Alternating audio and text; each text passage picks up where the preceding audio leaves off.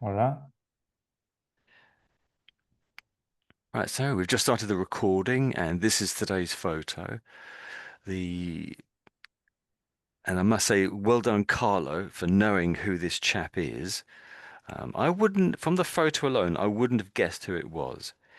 But from the way he was sitting, that very sort of almost show-offy sort of way of sitting. He seems very artistic and quite well experienced and developed as a personal character. That's my feeling by looking at that photo. So this is this is a photo of a painting of Robert Louis Stevenson. He's a Scottish writer who died perhaps 100 years ago or more. I think he was born in 1850 and died when he was 44. So he would have died 1894, I guess that would be. So it's just over 100 years ago, 130 Mhm. odd years ago, I guess. So let's go over to the story then. So this is on lithub.com. We've used them several times. They're very good. Appears to be written by Trenton B. Olsen. Trenton B. Olsen. Just about 4 days ago. They say it takes about 20 minutes, roughly speaking. But we'll be reading this the whole of this week. And when we, as far as we, depending on where we get up to today, we'll start from that point on Wednesday and then similarly on Thursday. Okay, so let's get going. So, Carlo, let me just read the title, I should say. And it's Carlo, it's over to you. So, the title here is Robert Louis Stevenson's Art of Living and Dying. So, it's over to you, Mhm. Carlo. Over to you. Okay. On summer break from his university studies, a young Robert Louis Stevenson worked late into the night. He apprenticed in his family's lighthouse engineering business but had no interest in the trade. Instead, he had made his own private determination to be an author and spent his nights writing a novel that would never see the light of day. Sickly, ambitious, and entirely unknown, he traded sleep for writing. Outside the open windows stood the celebrated towers of his family's achievements that still illuminate Scotland's rocky coastline. Do you want me to go on? Yes, yes, carry on. That's Okay. great. Article continues after. Okay, sorry. But looking out into the darkness, he saw only the haunting prospect of his own early death and tried to pen something that would outlive him. Suffering from life-threatening pulmonary illness, Stevenson toiled to leave a memory behind him in a monument of words. As the night wore on, uh, moths came thick to the candles and fell dead on his paper until he finally went to bed, raging. Sorry, that I can't read the last row. Sorry. Okay, can you see it now? Because yeah, you have to scroll. Thank you. He could die tomorrow with his great work unfinished. Mm. Yes, yes, that's great. So Uh, in the first part of the article, I concentrate myself in mm. the rhythm. In the second one, I was focused on the and the sound. Ah, So yes, that's I lose the interesting. yeah. If you note, I lose the I lose the rhythm Mm. Ah, because yeah, I was a focusing little bit. myself. Yes, you did. That's Yeah, true. Yeah, I noticed when you came to this word here, you seem to really get that spot on and really tried. um, So moths, it's a tricky, yeah, the TH is tricky, and then an it's S tricky. on the end. That's probably Uh-huh. one of the hardest one, I think, isn't Yeah, it? it So means do you want words. to say again? Sorry. It means words, moths, What means words, word? nouns. So what does what? Sorry. The meaning of this word is a word, No, these are noun. little creatures. This is a creature, a Ah, living, monsters. an Okay. insect. And no, it's an Ah, insect. okay. So a moth are sort of like Sargent. the butterflies that come at night time And often you'll have a light on, you Yeah, open yeah, the yeah. window, and the moths will fly in the window. But in Mm-hmm. this case, it's the candles attracting them, or his candle is attracting them. Yeah, yeah, okay. Sorry. Yeah, so S- that's a little creature. That most of them are sort of night creatures, but some live in the day, are attracted in the day. So some basically they're nocturnal, but some of them do live come out in the daytime as well. Um, yes, I did sort of notice what you were saying there. That's true about the THs in the second half, mm, but you lost the rhythm a little bit. That's good. mm. So let me just read. Let's reread the second part then. Um, but just with the rhythm maybe this time. So I'll read the second part to you, then give it Yeah. one more go. I'll read it my. No, I've not read this before, so I don't quite know what to expect. So, but looking out into the darkness, he saw only the haunting prospect of his own early death, and trying to pen something that would outlive him. Suffering from life-threatening pulmonary illness, Stevenson toiled to leave a memory behind. So behind him, in a monument of words, as the night wore on, moths came thick to the candles and fell dead on his paper, until he finally went to bed, raging that he could die tomorrow with his great work unfinished. I didn't read that very well, actually. So your go, Carlo, or second go. So, second time. Yes, but two. That's it. But looking. Um, But looking out into the darkness, he saw only the haunting prospect of his own early death and tried to pen something that would outlive him. Suffering from life-threatening pulmonary illness, Stevenson toiled to leave a memory behind him in a monument of words. As the night wore on, moths came thick to the candles and fell dead on his paper until he finally went to bed raging that he could die tomorrow with his great work unfinished. Sorry. Mm. That was really good. That was even better. And he had moth spot on. You can't improve on that pronunciation. And that is one of the trickiest words to pronounce, I would say.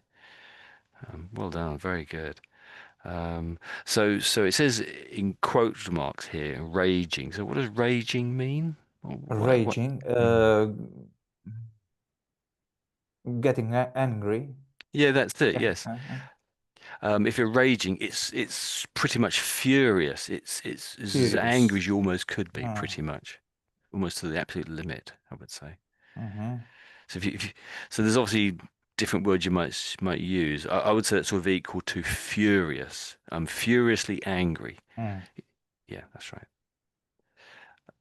Yeah, that's good.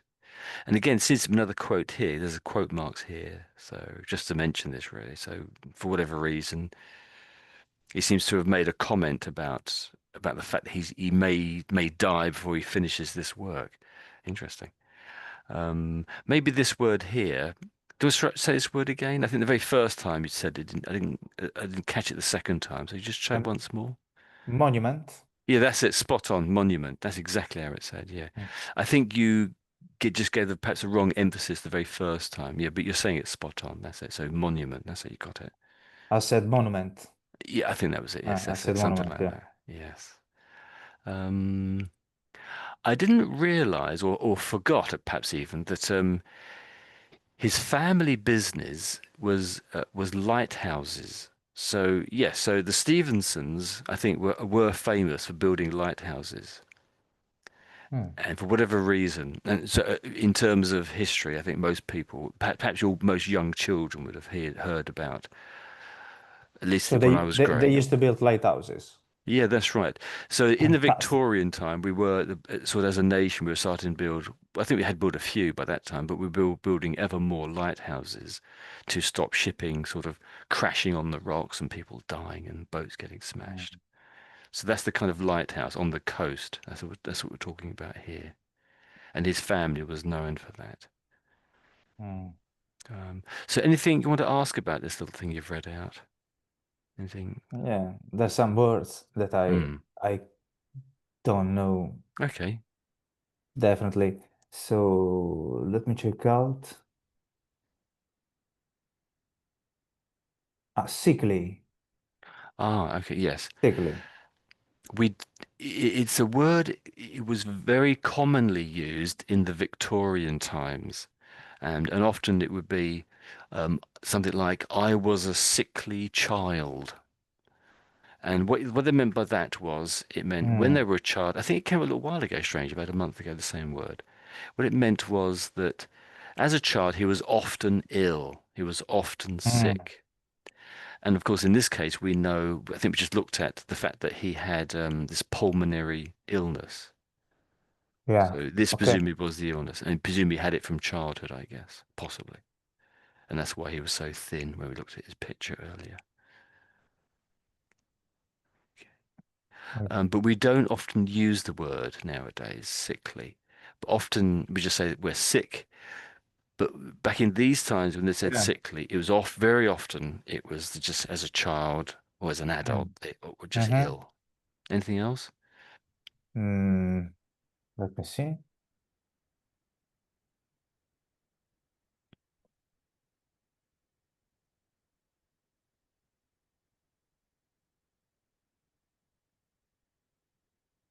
Toiled. Ah, yes, okay. So it's in square brackets, the ED. So that Mm-hmm. just means, I think, that it was edited and someone put ED on the end of toil. So the word toil really means simply work, just means work, basically. Mm, But often it sort of often more often means perhaps hard work, heavy labor. So it's picking up heavy things, putting them down, something like that. But it doesn't have to be that, but often it is. mm, So, but here, of course, his toil is writing, but the hardness of it for him is that he's ill, and presumably he's going to die from this illness at some point, but pulmonary illness at some point, and presumably it's stopping him from finishing this book, or it's mm, making him so ill that he has to have a break to go to bed. So hopefully he can finish it tomorrow, I guess. But he feels he may. But I suppose it feels more like toil for him because he is ill and he is dying, presumably. That's why it feels much heavier. So heavy work, you could probably most of the time how that word is used. Heavy mm. work. Of course, we did moths, raging. Yeah. And I suppose pulmonary as it comes from the Latin, I think, doesn't it, originally? Yes, because lungs in Italian is Mm. polmone. Polmone. So Pulmone, yes, pulmone. polmone. So Ah, pulmonary is yeah, is the the infection of the mm, lung. yeah, that's it, yes. Polmonite is in Italian, lungs Pulmonite. illness. That's Yes. fascinating. Every word that finish in ite is an inflammation in Eater. Latin. Ite, That's it. polmonite, or Ah, in that's right. Greek, or maybe in Greek, I don't know. Originally, yes, Yeah, possibly. originally. Yeah, yeah. Polmonite is the lungs illness. Mm, Uh, that's interesting. Dermatite, skin illness. Dermatitis. Yeah, Yes, dermatitis.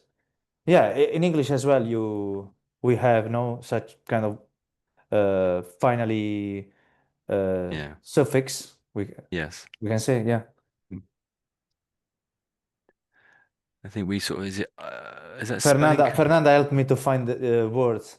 Mm. Oh, Dermatite. She suggested me dermatite. yeah, Uh, dermatitis. I suggest I suggest to her to attend to the class, but he doesn't because she has to work Yes, every night. She's staring at me. I like that. Yes. Don't embarrass me is what she's really saying, isn't it? So I'm trying to spell itis. Oh, there we go. It is itis. There we go. Yeah. It's like an extra T in it. So indicating inflammation of a specific Mm. specific part of the body, and then they give the example tonsillitis, which is the Yeah. swelling of the That's tonsils in the throat. arthritis, Yeah. gastritis, Yes. colitis. Yeah. Yes.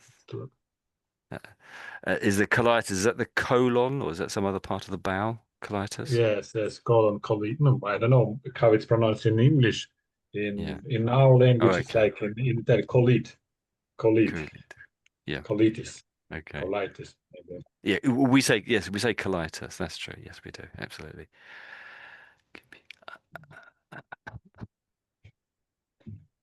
It, so informal, indicating a preoccupation with or imaginary condition or illness caused by, and there's one here that's saying computer itis. Is that right? Or telephone itis. No, itis.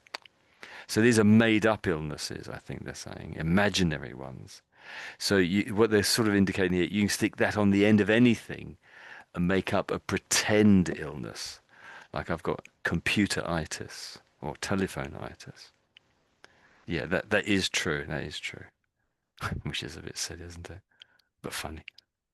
Um, you read that so well. There's nothing really for me to comment on. I think here. I thought, but there was perhaps one. I think it was the word night. Thinking about it, but it was only just a slip of the tongue, I suspect. So, night. So night. Let's get rid of that other T on the end there. Don't want to stand in level. Just say that word for me again. So night. Me, Yes, Colin. night. Night. That's it. Night. And thinking about it, there was some at the beginning. There was what was it now? So it was. I think it was the own.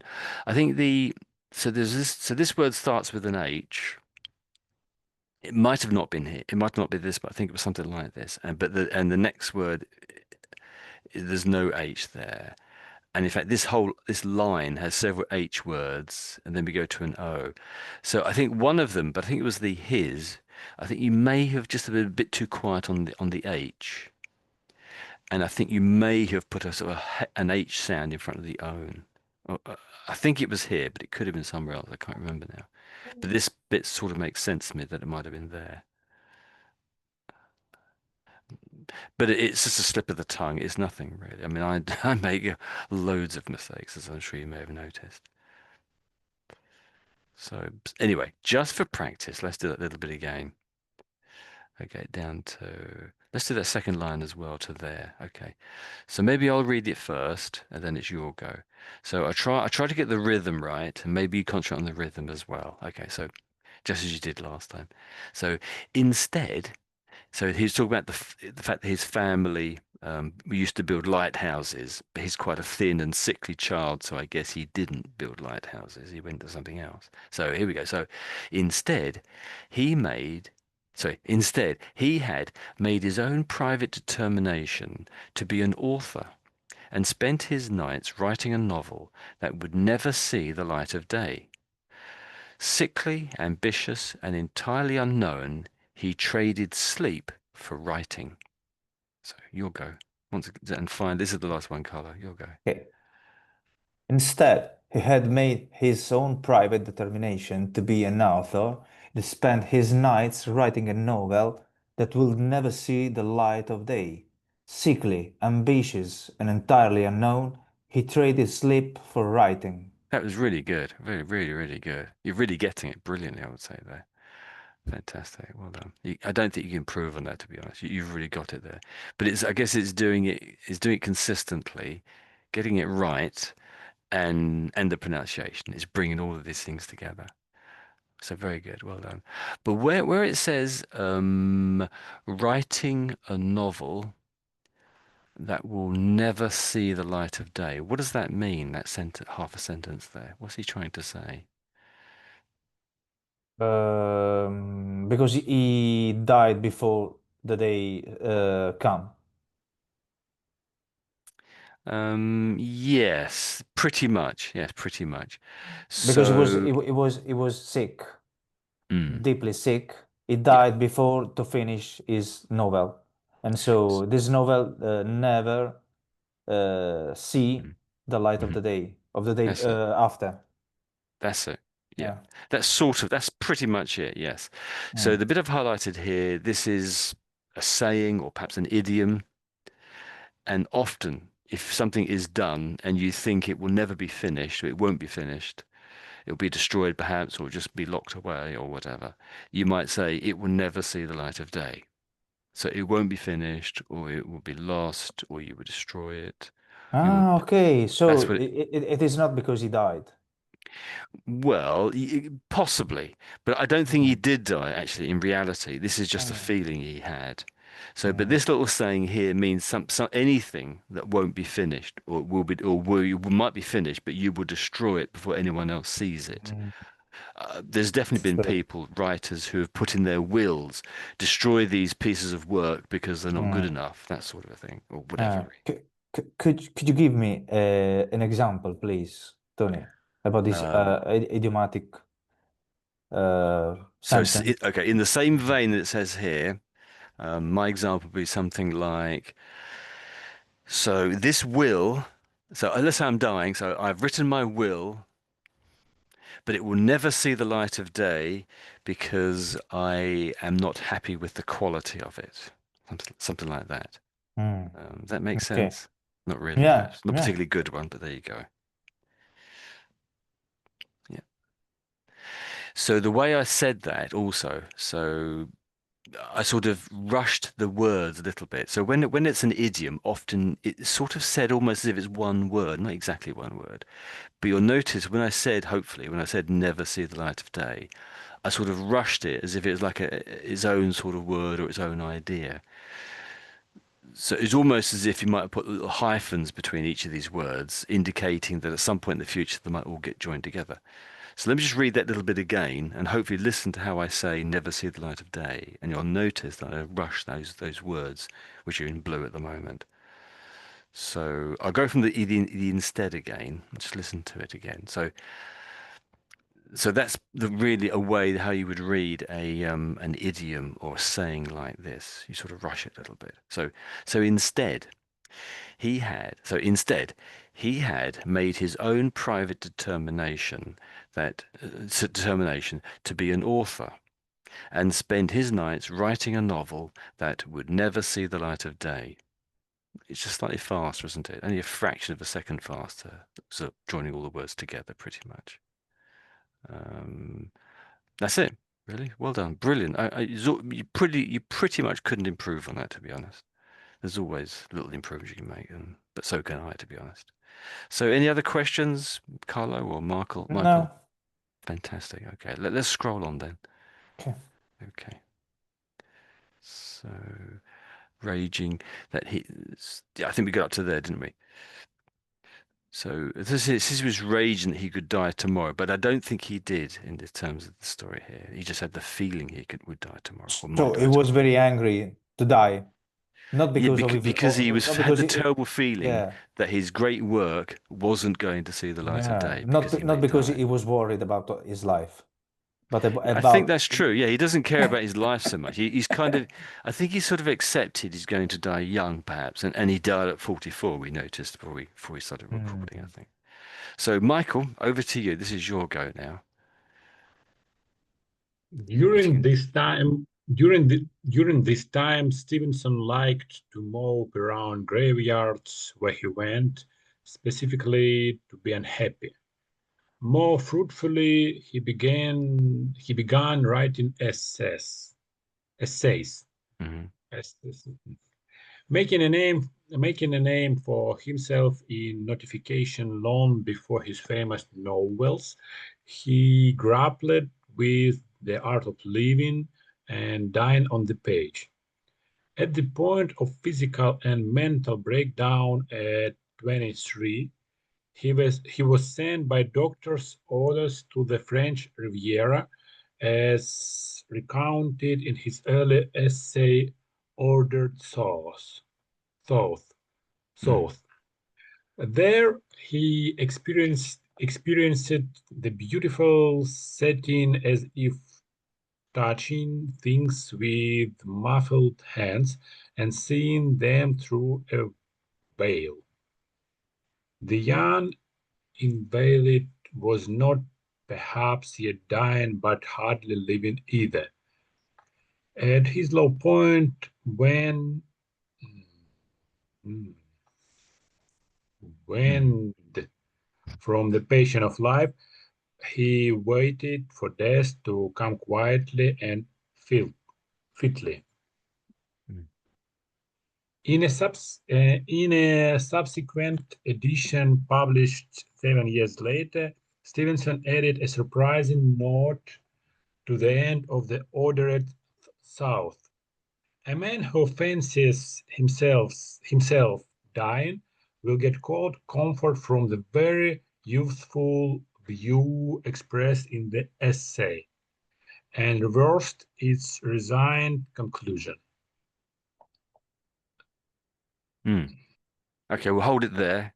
It's the end of a sentence there, isn't it? And the rest is right at the bottom of the page. Good reading. Well done. Very good. So anything there you didn't understand or tripped you up a little bit? Michael? Yeah. Few words?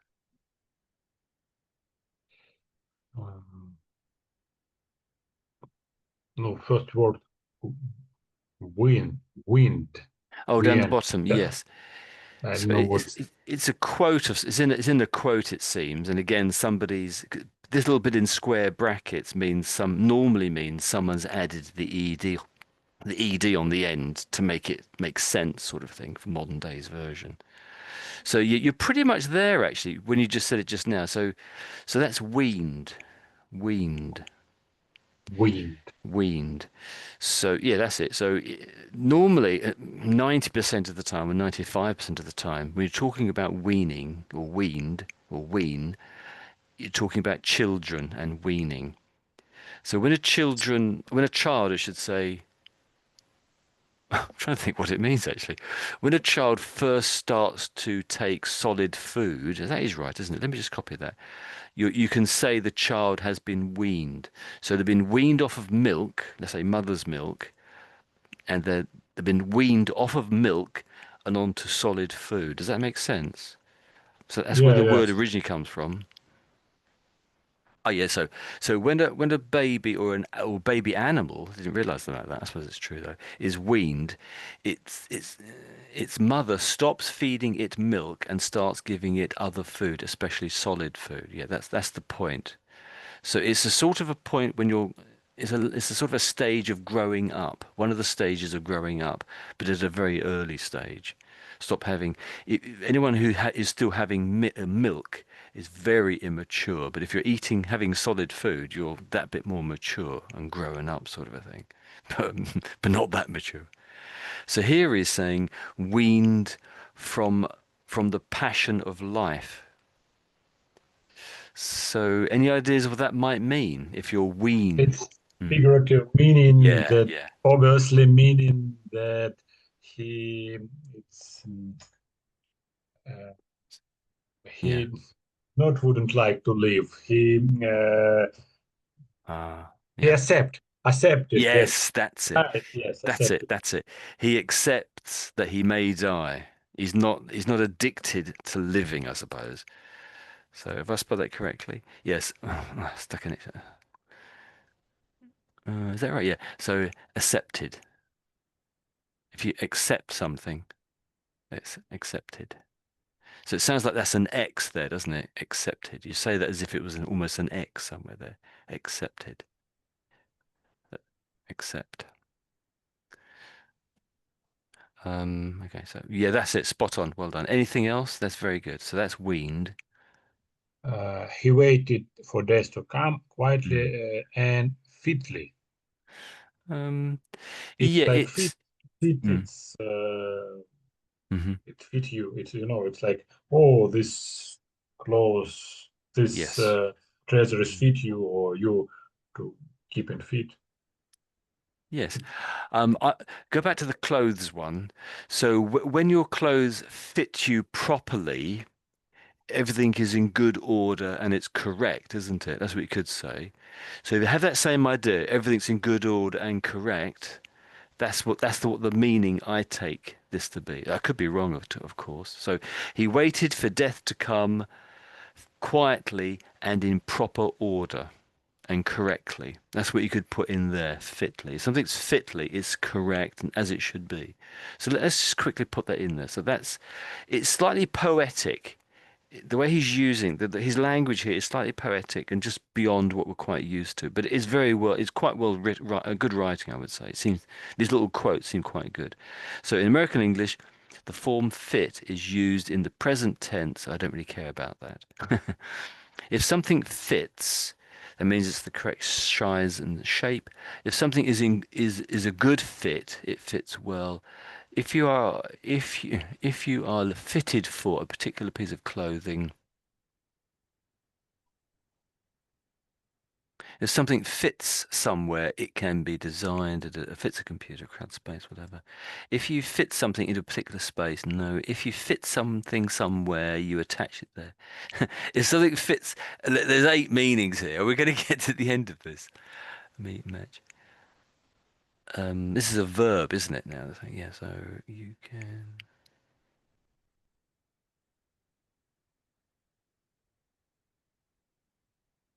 You can see there's a good number of. So here we go. So as an adjective, so if something is fit to do something, they have the appropriate qualities or skills. So in this sense, he has the skills to do whatever he's talking about. I think this is the one, or at least this one seems to fit in with the meaning that would allow it to do it. So you're not fit to be a mother. Yeah, I think this is the meaning here, isn't it? So in this case here, it's saying you're not fit to be a mother.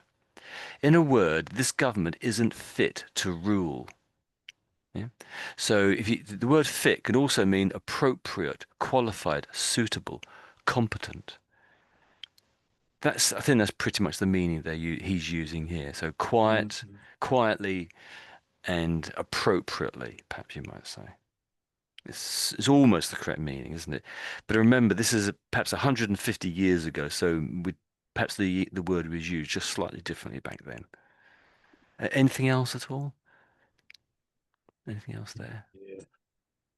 Just spot it. Just call out whatever it is.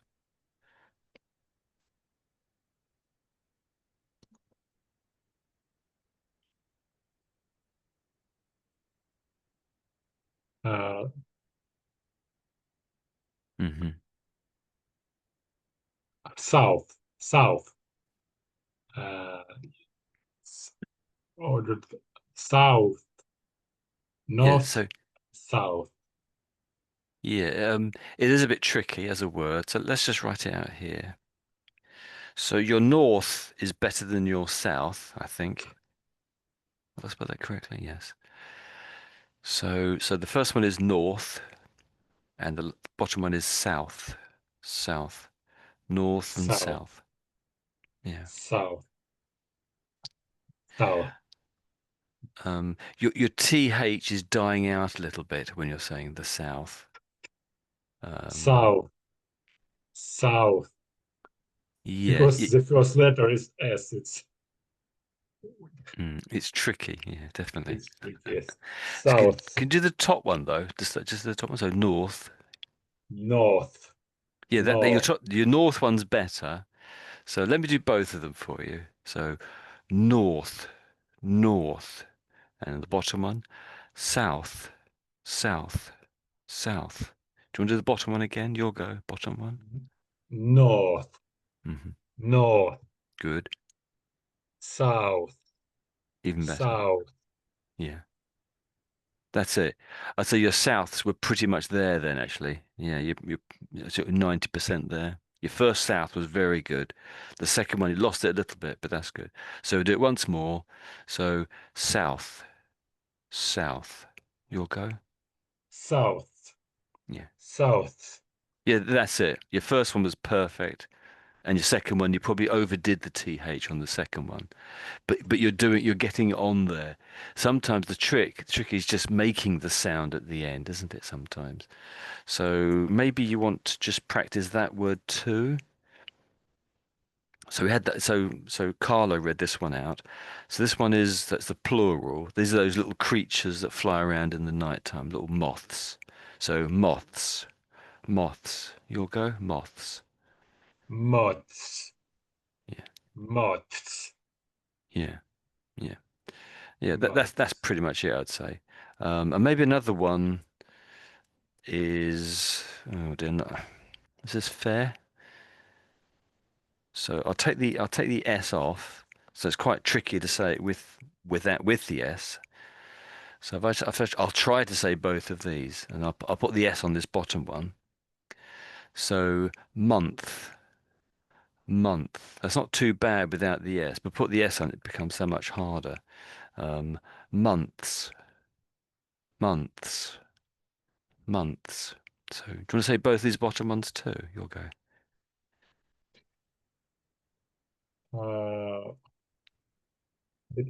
I didn't recognize the difference. Oh.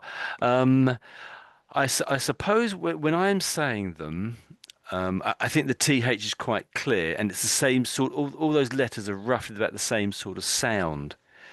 But when you say the second one, I think the TH gets slightly truncated. I think it does anyway. So I'll ask the dictionary, see what it says. But the S becomes a lot clearer. So the TH dies a little bit in sort of volume, but the S gets a bit louder. Often because when you're saying it's in plural, it might be more important that you're talking about months rather than 1 month on its own sort of thing. So let's just pop the word month in the dictionary and see what comes out, just for interest. See if we can spell it correctly. So month, month after month, month of Sundays. That's an interesting saying, and there's the plural there. So let's listen to both of them, how they say it. So, they normally sort of say the opposite of what I say, but let's listen. month, Oh, that's quite good, I think. Yes, month. month, Okay, onto the plural. Listen to the plural. months, Yeah, she's saying all of them with equal Yeah. sort of volume, I would say. So she's sort of not quite doing it as I would say.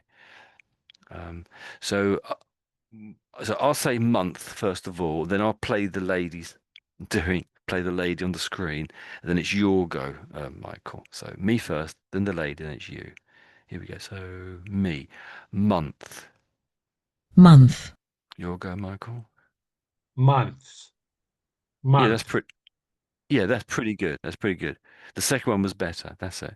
So let's do the plural now. So me first, then the lady, then it's you, Michael. So me, months. Lady, months, your go, Michael. Month. Month. Hmm. Try again. So months, months. months, Months. Oh, that sounded better actually. Months. Oh, yeah.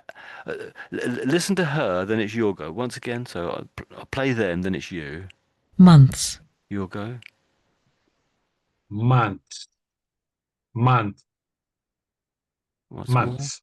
Oh, the last one sound pretty good. Yes, the last sound pretty good. So Month. the very first one you said, I think it's the way the Americans say it. It was exactly how the Americans say it, I would say. So the Brits, almost all Brits, sort of try to say the TH, and it's sort of months, months. And I think most people do emphasize the S, but so I don't entirely agree with the way they've said it. But when the Americans say it, I'm sure this has come up before, they say MU, probably MU it sounds like months. Yeah, months, months. Yeah, M maybe, months. Yeah, they miss out the H. No, it sounds more like this word here. So months, months, months. So there's no H there. I don't know if you can quite hear that. It is tricky. Months.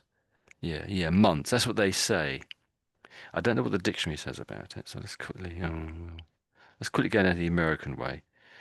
Uh, they say that they do, but I think they're wrong. I'm fairly sure they're wrong. Let's listen to it anyway. month, Month. No, they don't. I don't think so. So, well, we'll leave that as it is. Maybe we'll come back to it at the end because I'm probably spending too long on that, really. So, yeah, so south. Once again with south, maybe. So, south. South. That's really South. good. That's really, really good, actually. Well done. That's so much better. Brilliant. Um, yeah, I noticed you had a little bit of trouble saying that, so this word comes up. Is there any other words that you want to go back over that you noticed when you're reading, perhaps?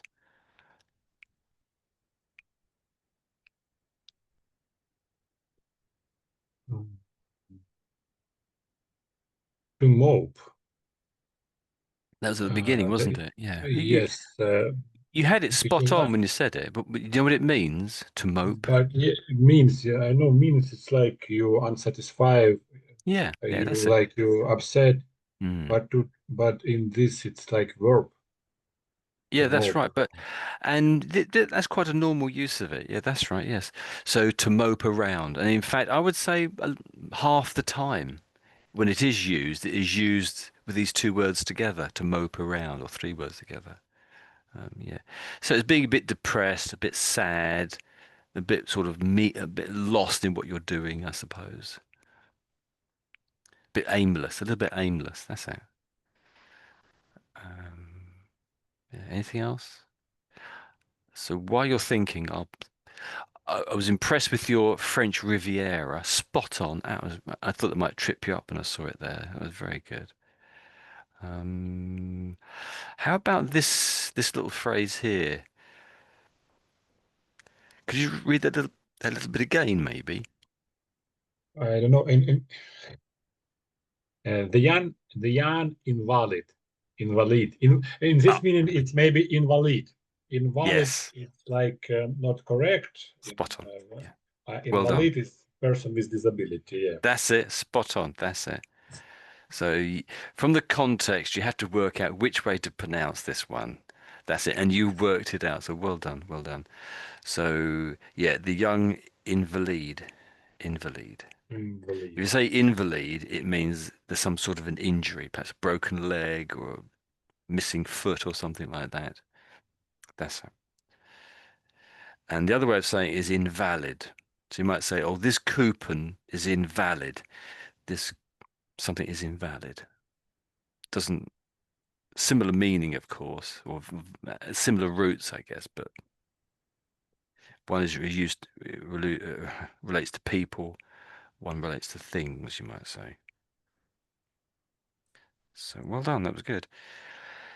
I think the other one I noticed was so ordered south there I think the ed was wrong here on the end of this one. Just say that word again, but with the other pronunciation of the ed maybe. So just the ed was Ex wrong. That's it. Experience it. No, the first one. No, the experience. Yeah, that's Experience. it. Experience. Yeah, that's it. Yeah, it's so tricky. So experienced. So it sounds like a T, this one, doesn't it? I think. Experienced. I forget. I think there's about 3 different sounds you can make with the ED. And it all E, D, depends and on that ED. letter Yeah. there. Whatever letter that is, it tells you what sound to make. And I don't know what the rules are. I just do it from memory. Yeah, that's it. Well done. Good. So I think you've done really well there. So any questions from anyone else, as long as you, Michael, Carlo, The anything word, else, Marco? the word at the second in the second sentence, more fruitfully. Yes. It's he began writing essays, Yes. or essays. So How yeah, essay, tricky. Yeah, I noticed you read it out, but you corrected yourself, I think. So essay, essay, essay, s. essay. Um. So I'm actually saying say on the end. I am saying say, but essay, essay. It's more like I'm saying these 2 letters, S and A. Strangely, essay, essay. Try to say it that way. Essay. Essay, Yeah, that's better. essay. That's better. Pretty much it. Yes. Essay, essay. That's it. You've got it. You've got it. I think. Yeah. It's a bit tricky. It's not an obvious thing, is it? So when it says, there's another one here. So the word, I think it's the spot on actually. So when it says fancies, what does that mean? Fancies? So a man who fancies himself dying, what does that mean? What the word fancies there means? Fancy, it's a fancy t-shirt, it's a fancy job, it's a fancy, Yeah. looks pretty, it's good. I don't know, it's Mm. positive. Mm. It's usually positive context. Yeah, yeah. Fancy. So And in this, a man who fancy himself that, a man who it's another example to to say accepted, like in Um, men who accepted dying. mm. It's not a million. It's not. It's sort of in that area. It's not a million miles from that.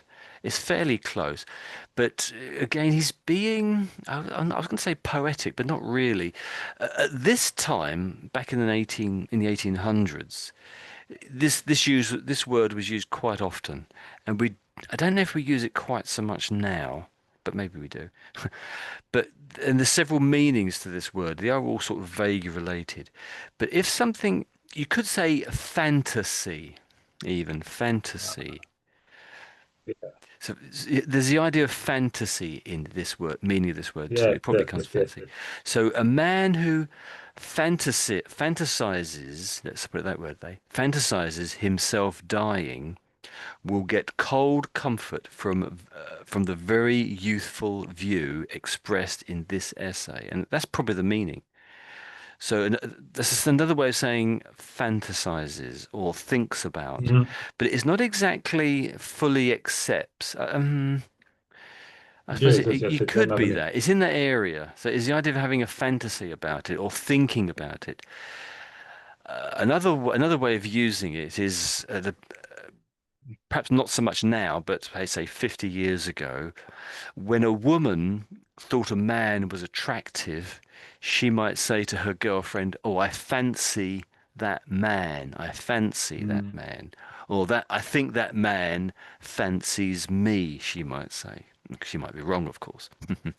So there's a good few different meanings, but they're all vaguely in the same sort of area about fantasy, things aren't clear.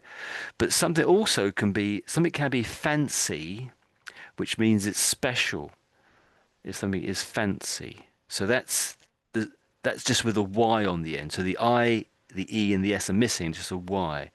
So I might have a fancy pair of trousers. That just means they're perhaps some special painting on it. There's some sort of design that's a bit special on them, maybe. Questionable. Yeah, but maybe. I don't know. But you probably wouldn't use that word nowadays quite so much. But you in literature, I guess in books and whatever, you probably will see it much more often than in everyday language nowadays. Okay, so any questions from anybody else? And along with you, Michael, of course. Otherwise, we'll scroll on. So we've had about roughly an hour. It's almost an hour, but we'll read one more if that's okay. Let's carry on then. So maybe to keep it together, I'll read the bit that got missed, but I'll read from there actually, maybe. Now let me just read the whole of this paragraph then, just to make it sort of let's help it to all make sense in our heads, sort of a thing. So, in a subsequent edition published 7 years later, Stevenson added a surprising note to the end of Ordered South. A man who fancies himself dying will get cold comfort from the very youthful view expressed in this essay, and re, resigned conclusion. Oh, resigned conclusion. So resigned. So in the story, he reversed the way it seemed to end. That's what that seems to say there. So he changed the story round at the end. That's quite a big change. So through a matriation, yeah, through a matriation, yeah. Through a matriation process, he attributed to experience, interaction, and a great deal of reading, he came to recognize the self-pity behind his youthful haunting of the graveyard. It was himself that he saw dead, his virtues forgotten, his his the vague epitaph. Pity him, but the more pity him, but the more for where a man is all pride and his and personal aspiration. He goes through fire unshielded. So a little bit poetical, and I'm struggling a little bit there. So let's just roll on and pretend I didn't have any trouble reading that. So I think we have time for each of us to read perhaps one more paragraph. So are you okay to read this one, Carl, if you have Yeah, time? sure. Great, okay. 20 years later, in the fall of 1887, Stevenson arrived in New York, a global celebrity. In the previous 4 years, he had published Treasure Island, Kidnapped, A Child's Garden of Verses, and most sensationally, Strange Case of Dr. Jekyll and Mr. Hyde, an adaptation of which had just premiered on Broadway. Reporters, publishers, and fans crowded Stevenson before he could get off the ship. For all his youthful longing for recognition, he found the experience of fame idiotic to the last degree. Mm. Wow, that's interesting. Mm. So you didn't really like fame. You didn't see the point in fame. So anything there that was interesting, tricky? Mm. I can't pronounce well. Youthful. I mean, Wow. I didn't particularly notice that, but I think it did Mm. okay. So youthful, Mm. tricky. It's Okay. tricky, yeah. So let's just play around with that a little bit. So Youthful. Youth. Mm-hmm. Youth. So if you're youthful, it means you're young, Yeah. Youthful. and youthful, a variation on that. So Youthful. youthful. Youthful. So let me just say both of them, then it's your go. Uh-huh. So youth, and the bottom one, youthful. So the TH is tricky, and then with an F, which is a similar sound but different. So that's the tricky bit, isn't it? So youthful. Your go? So, youthful. Hmm. Uh, So it sounded as if you made a TH sound there, but then you made another TH sound there. That's what it sounded like. So two TH sounds, one following the other. So uh-huh. that is tricky, and maybe I'm not saying it particularly well either. So let's listen to them. Youthful dreams, relatively youthful. I don't know why they do this. So youthful, here we go. So adjective, someone who is youthful behaves as if they are young or younger than they really are. That's interesting. Well, it can just be, you can be full of youngness, I suppose. youthful, So there's a slight gap there to give your tongue the time and the ability to go from the TH sound to the F. So let's listen to how they say it again. youthful, And you can hear a little bit of emphasis at the beginning here. So it's up there, isn't it? So youthful, isn't it? So you're pretty good, actually, I would say. But let's try it. Let's listen again. youthful, Right. So I'll say it, then it's then it's them, then it's your go. So I'll say it once, then it's him, then it's your go, Carlo. So youthful. youthful, Your go, Carlo. Youthful.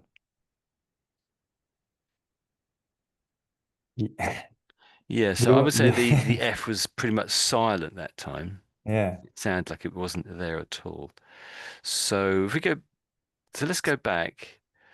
Just a bit of a gap in there for the moment. So I'm looking at like a big gap in there for some strange reason. So if we just say them separately, so youthful. Can you try that with a Yeah, gap? youth. So, youthful. Mm-hmm. Youthful. When you're saying this Youthful. bit here, Mm-hmm. it does sound a little bit. The F is a bit lacking in sort of strength, I would say. So if I've got a glass of water here, and it's almost full. So that's double L when you say full. That when it's here, it's one L, but when when it's used on its own, it's double L. So you can just say this word on its own with double L. So full. Full.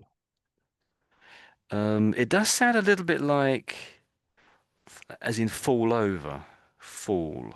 Mm. So if I just say both of these words, so full glass, and fall over. So full, fall, full, fall. Can you say both of these words over here? Mm. They're quite similar. Yeah, very. So fall, fall. Yeah, that's good. Mm. That's good. Yeah, that's pretty much there. So Mm. remember that the first one. Let's do it once more though. So full, fall, full, fall, and again maybe, Carlo. Fall, fall, Yeah, yeah. That's it. Got on. That's it. Well done. Well done. Full, full. fall, It's fall. yeah. You went back again. It's easy to trip up. So, so youthful, youthful. Youthful, Oh, youthful. Yeah. that's really good. Uh-huh. I'd say you have it there. So remember that and just practice it if you can. Mm-hmm. Youthful. Once more. So youthful. You'll go. Youthful. Yeah, yeah. That's pretty good. You pretty much Yeah. got it here, I'd say. That's good. Okay, just remembering it now. Just practice it in an Mm-hmm. hour, or practice it in 10 minutes when we're finished, or half an hour when we're finished. Let's go back to the little passage. Is this the one? No. Yeah, this is, isn't it? So anything else here? Mm. No. Yeah, that was good. Well done. Still almost Um, clear. yeah. So is Mm-hmm. it idioti in Latin? Is it? What's it in? How do you say this word in Italian? In Italian Yes. or idiotic, I can say, Oh, it but would maybe, come in. but maybe in Okay. English is idiotic. I think we say idiotic. Idiotic. Idiotic. Yeah, Also, that's it. okay. Idiotic. That's it. Idiotic. Mm-hmm. Yeah, so almost a little bit of a phrase or idiom. This has been used many times, but not. I suppose there's a lot of things that are idiotic. So there's a lot of phrases with this word in there. So let's just practice that little phrase then. So Mm-hmm. idiotic to the last degree. You'll go. So idiotic to the last degree. You'll go. Idiotic to the last degree. Oh yeah, that's it. Spot on. Spot on. That's it. Mm-hmm. And maybe that last line, using that last sentence again. So I'll read it first. For all his youthful longing for recognition, he found the experience of fame idiotic to the last degree. You'll go. For all his youthful longing for recognition, he found experience of fame idiotic to the last degree. Yeah, that's it. That's good. Good reading. Only thing is though, when I got to idiotic, I assume that's the key word in the whole sentence, I would say. So when I got to here, my voice went up and I gave a lot of emphasis to that word because I would say that's the whole point of that sentence, the word idiotic. So I just read it once again. And I suppose to the last degree is definitely a saying on its own, but and so is idiotic to the last degree. So let me just read that again, but with that giving special emphasis to that one word, which is probably how most people would read that, I would say. So for all his youthful longing for recognition, he found the experience of fame idiotic to the last degree. So over to you again. Yes. For all his youthful longing for recognition, he found the experience of idiotic to the last degree. Yeah, that's pretty good. That's Math. pretty good. Yeah. Mm-hmm. Okay. Well, let's do it once more though. But this time, try to really get that one if you can. So I'll say it twice when I read it, and then it's your go when I've read the whole thing. So, but I'll say that word twice to help you with that. So, for all his youthful longing for recognition, he found the experience of fame idiotic to the last degree. So, your go. For all his youthful longing for recognition, he found the experience of fame idiotic to the last degree. Yeah. Okay. That's okay. That's okay. Right. Okay. Anything else? Any from anybody? Okay. Okay, we'll leave it there then. And we'll roll on once more for Michael. So this is your final one, Michael, here. I'll scroll up so you can see it, hopefully. Okay. He had come seeking health rather than publicity. For nearly 3 years, he'd been to seek to leave his house on the English coast. His doctor told him that he likely wouldn't survive another winter in the British Isles. He often wrote in bed or when he was in too much pain to manage a pen, dictated to a scribe. When the bloody cough of his lung hemorrhages kept him from speaking, he composed by thinning letter by letter. Wow. Yes. Really good. Once again. Anything that you want to ask about there, Michael? I'm thinking else.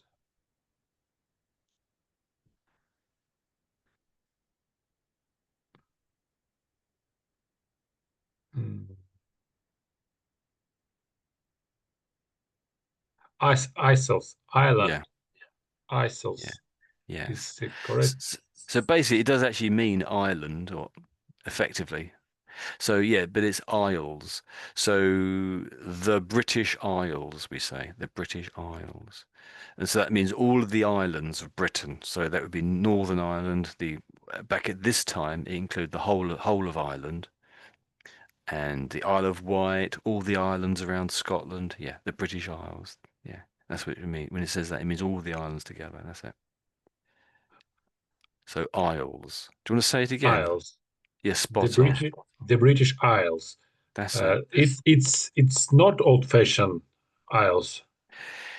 Um, Yeah, because mm, I know yeah. islands, or Mm. the plural form of islands or isles. So if it's Ireland, as in Northern Ireland or Southern Ireland, so that's the country right next to England, let's say, that is spelled Ireland on the screen here. It should be a capital I, of course, but it just went No, wrong. no, Yeah, carry on. no. I mean, maybe Hmm uh, it's pronounced like Island, Island. Uh, So it is all these words are related. They all sort of come from each other. So, but they are pronounced in. So on the screen now, I've got Island. So yeah, these top two words are the same pronunciation, pretty much the same pronunciation. So the top one is island. Some people would say the bottom one slightly differently, but I say them both the same. Island and island. Some people say the country slightly differently, but to be honest, they are the same pronunciation. Americans would definitely say it differently. Island. Do you want to say this top one here? Island. Island, That's Island, it. Yeah, spot on, spot on. But when it's Isle, that's Isle. Isle. Yeah. Could you just say Isle for me out loud? Isle. Isle, That's Isle. it. Yeah, that's it. But I Oh, know hmm island, like country island. Yeah. That's this It's one all here. Ireland, yes, north and south. That's it. But Yeah. but I know the piece of the land surrounded by water is island Yes. And that's that one. without capital, not like a country, like Yeah, okay, yeah. So it's on the screen here. I've highlighted the word. It is a capital S, but it could be a small I, capital I should say. It could be a small I too. So this is, you could say Australia is an island. It's a very big island, admittedly. It's an island. That's it. Australia is an island. And so is Britain. Britain's an island. And Ireland is an island, if that makes sense. Does that help? okay, I understand. Isle, we use it like in, especially in poetry. Yeah, that's true. Isle. Yeah, it is more poetic. There's much more Uh, poetic. Yes. Um, but an isle here often means without the S on. There's no S on the end here, written here on the screen at the moment. Where I have it written. That's much more poetic, and it could be a small island. Half a mile across, maybe a very small island, and perhaps even an isle in the middle of a river. Sometimes you have an island, and you might refer to it as an isle in the middle of a river. So you could actually, so these two words, sometimes you could swap them you could swap them over in certain circumstances, but not always. A small island in the river is also an isle in the river, if that makes sense. Yeah. And just to make it slightly more complicated, so that's isle at the top there, and at the bottom I've written it with an A on the front, and that's an isle as well. But this isle at the bottom, that's the aisle in English you have in, say, in a church, or when you go to the supermarket, you might go to the aisle with the baked beans in it, or the aisle with the bananas in it. Aisle. So that bottom aisle and this one make the same sound, but used differently. So the top one is more sort of do with land, and where the bottom one is do like inside a building, I suppose. Okay. So we put an so I guess I take this to be the American spelling. I don't think we ever spell it this way in British English, but Americans do spell it this way. We put an A roughly about there somewhere, I think. My spelling's so bad. Let me read the whole of this thing back, because there was a couple of words which it just didn't sound quite right. I think one of them was hemorrhage. So we say hemorrhages. Hemorrhages. Yeah. Hemorrhages. Yeah, hemorrhages. So if I take the S off, so hemorrhage. Do you want to say it without the S? Yeah, Hemorrhage. Yeah, you've got it spot on. You've said it. You don't have any trouble saying that, really. Well done. Let me read the whole thing. Oh, I've got hiccups now. Excuse me. So he had come. So no, I've given quite a lot of emphasis at the beginning here, and I don't think you did, and so it didn't sound quite right. But I make loads of mistakes reading anyway. So this is sort of like the rhythm of the passage here. So he had come. So he had come seeking health rather than publicity. So there, I've given a bit of emphasis to that word, but more emphasis to that word, because the sentence here is a comparison between these two words. And so I have a little bit of emphasis to that, but more than that, because I think that is the word, that's the way I think it needs to be read. So he had come to seeking health rather than publicity. You could read it either way, I suppose. But for nearly 3 years, he had been too sick to leave his house on the English coast. His doctor told him that he likely wouldn't survive another winter in the British Isles.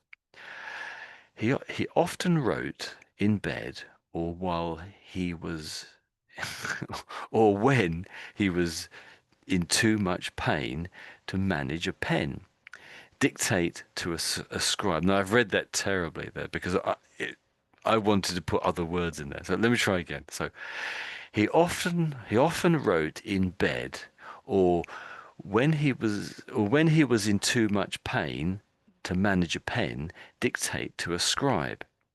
When the bloody cough of his lung hemorrhages kept him from speaking, he composed by signing, letter by letter.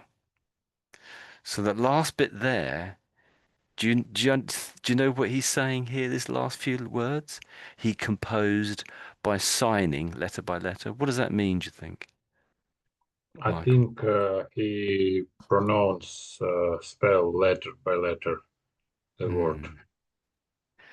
So when it says composed, so when you're writing a letter, you can say I'm composing a letter. I'm writing a letter, composing a letter. So, or a book in this case.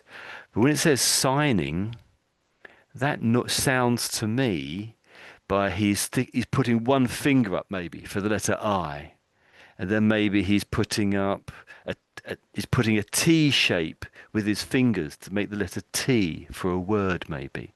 Does that make sense? So that, to my mind, that's what signing means. He's giving some sort of a sign for what letter he wants. Maybe it's 2 fingers for letter B, because that's the second letter of the alphabet, maybe. I don't know. So that's how I would read that. Let me read that again. So, when the bloody cough of his lung hemorrhages. So hemorrhages means his lungs are bleeding. So when you have a hemorrhage, it means there's blood coming out somewhere. If my finger is hemorrhaging, it means there's a lot of blood coming out of my finger, or out of my toe, or wherever the hemorrhage is. But here it's his lungs that are hemorrhaging, because of course he has TB. So let me read that again. So when the bloody cough of his lung hemorrhages kept him from speaking, so he can't speak, he composed by signing letter by letter. So he can't speak, so his lungs are keeping him from speaking. And so he's giving some kind of sign. I don't know quite what the signs are, but there you go. And of course, he was dictating to a scribe, and obviously a scribe is someone who writes down what you say. That's what a scribe is, of course, as a noun in that sense. So brilliant reading, everybody. Well done. So if you guys are here on Wednesday, we'll carry on from this point on. So I'll copy that down now so I don't forget. And I'll stick it at the very bottom. So any other questions about anything? Do you want to discuss this at all or anything like that? Well, you can discuss it a little bit, I think. If you can hang on. This month, moth. Yes, there, yeah. It's like you can work as a speech therapist for people. It's Can almost pronounce. speech therapy, isn't it? He's in sounds. Pigeon sounds. He's in. Yeah. Month. Oh, you've gone quiet all of a sudden there. You've gone very, very quiet, Michael. I don't know why. So maybe just do these words then. So which were your tricky words? I don't think you had many tricky words, did you really, Michael? So are you okay with these isle and isles and islands? Yes. It's completely understandable. Okay, good. I'm glad you understood, because I don't. Accepted, night, itis. So Carlo, would you like to practice some of these words again? Yeah. So did you have north and south? No, that was Michael, wasn't it? From the beginning. Okay, Oh, from the top down then. Over to yeah. you. You'll go. So do you want to start first? So north, south, moths, month, months, months, Mhm. youth, youthful, island. Yes, Mhm. you're really good. That's really good. Maybe perhaps the worst one was that one. But it is tricky. But your youth is really clear. You're really clear. So, but the key sort of thing we sort of noticed, I think, was the way I would do it anyway, is so say the word youth, leave a gap, and say full. Youthful, youthful, Um, youthful. Not really. So your Not really. F, whatever reason your F isn't sounding quite right, I would say. So So youthful. that's it. That's it. Yeah, you Mm-hmm. had it then. That's it. And then maybe slowly bring them together. Mm-hmm. That's the big trick. That it is. You got the then a f. Mm-hmm. That's the tricky bit, isn't it? And hopefully there's not many words like that, but I think there's a handful of them, isn't there? Understood. I'm gonna think there's a. I'm practicing a lot of tongue twister in English. If you want, I Yeah, can read. that's pretty much it. Yes. Yeah, if you want, I can read you Read. some.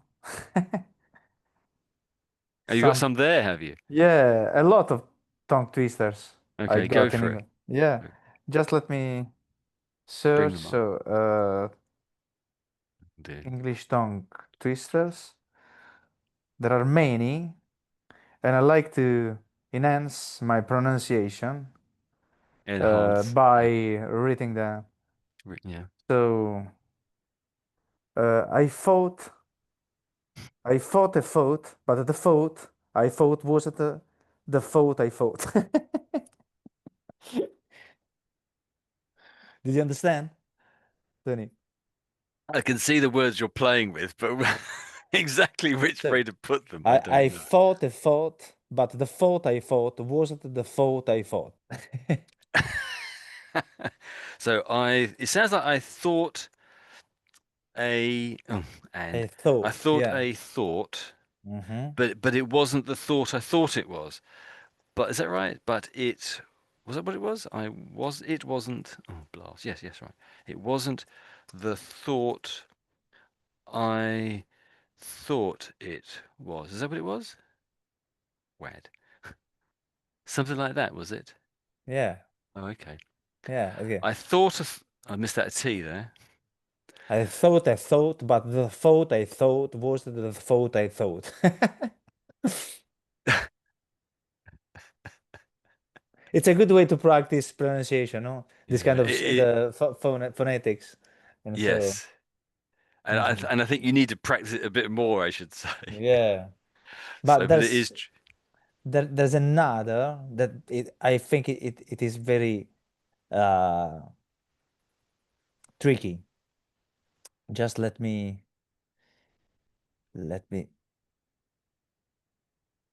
find it. So Mhm. uh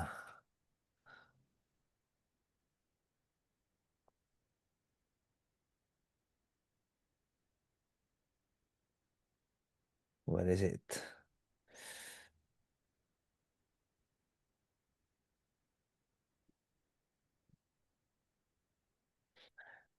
Let me check on the internet. Yes, because I can't understand English tongue twisters. Mhm. There are many. Hard. English tongue twister. Hard ones. Yeah. Make them easy, please. I'm joking. So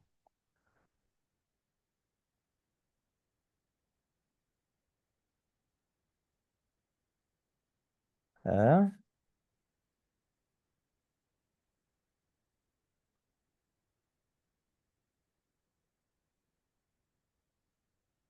can't understand because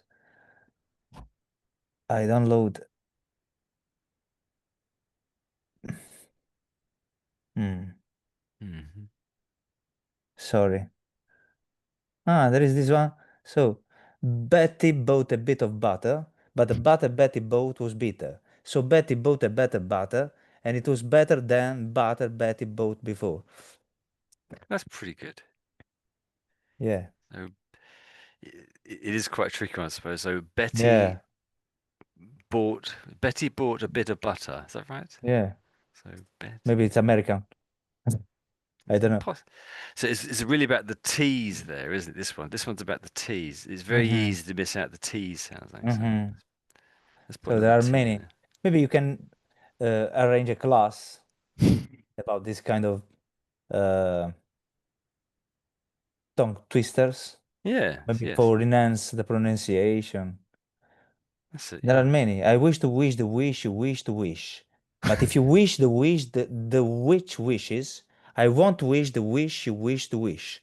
That doesn't make any sense to me, that last one. Or this is very famous. She sells Yes. seashells by the seashore. Yeah, that's pretty good. That's pretty good, yes. I practice a lot. I Yes. practice a lot every day. You do. Yeah. So she sells seashells. Seashells, She sells by the seashore. the That's it. seashore, yeah. Yeah, seashore. And I'm challenging my English colleagues at school. Good. Yeah. Very good. Yeah. I got So fun. Michael, do you have any tongue twisters? No. No, I refuse. Yeah, I would like to share with you. Have you ever seen the movie Treasure Island? It's a Yes, I treasure. Yes, and Mm. the modern. It's not. It's maybe 2002 movie like remake to the Treasure Island. It's called Treasure Planet. Oh, is it set in outer spaces or something, is it? Or... Yes. Mm, okay. It's so I watch with my kids. It's very cool. So what was that version called again? I didn't quite catch the name. Treasure Planet. Treasure Planet. Yeah, it's the same Ah, idea, the same plot. Yes, like Mm. in original book or Mm. movie, or but in space and Ah, yeah, okay. Tony, yeah. Michael, listen to this. How much Okay. would a woodchuck, sorry, how Oh, much yes. would a woodchuck chuck if a woodchuck could chuck wood? Yes, woodchucker. That's it, yes. So this is my favorite. That is your favorite, is it? Well Yeah, done. how much would a woodchuck chuck? Sorry, how much would a woodchuck chuck if a woodchuck could chuck wood? Very good. Did you understand everything? Yes, I Just did. first part. Yes, I think so. I understand first part. Okay, guys, I have to go. Yes. Have a dinner. Okay. That's okay. Thanks. See you then. We will see you Okay. on Thursday. See you Thursday then. Bye-bye. Bye-bye. Bye bye. Bye-bye. Bye bye. Thank you. Bye-bye. Appreciate it. Bye bye. That's okay. See you next time. Bye-bye, Michael.